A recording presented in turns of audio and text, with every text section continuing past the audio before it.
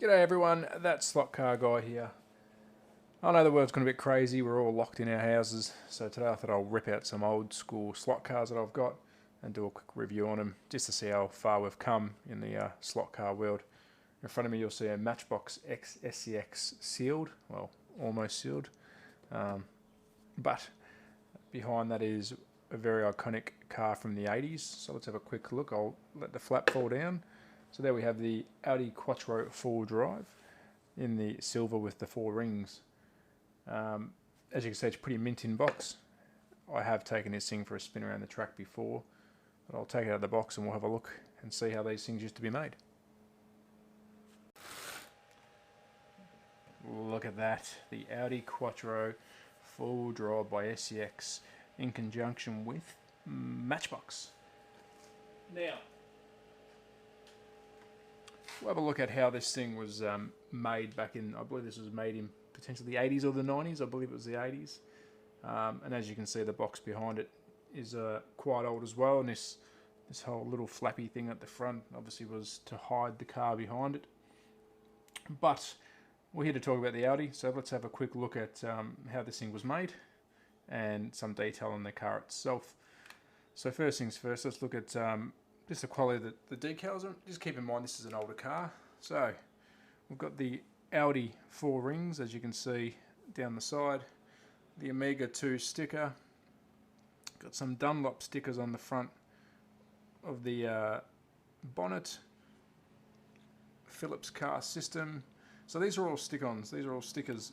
So a big thing that's changed, I believe, with the cars these days is how they do the decals. Sometimes they're printed on, sometimes they're still stickered on, sometimes they're part of the whole, the make of the car itself. So there is a big difference in how they've made slot cars, but this is, I think, still made pretty well. I wouldn't say it's highly detailed, but I like it. So we'll flip it upside down. Now you can see it is 4-wheel drive. You can see the rear has its own pinion and gear, and so is the front. So it's a 4-wheel drive system car. True to what the car was back in the day when it was racing.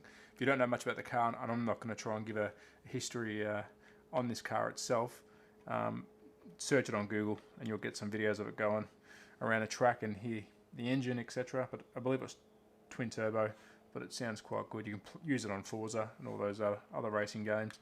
I'll have a look at the man in the inside. He's the one that's hanging on, and again, not much has changed. He's still moulded into the actual car itself, and once you review the insides of the car, you'll see that he's part of the whole internal section of this car itself. So we might do that. We'll take it apart and we'll have a look at how this thing runs on the inside. Alright, so we've pulled it apart. It only took 3 little screws to get this thing apart. We'll start with the shell itself.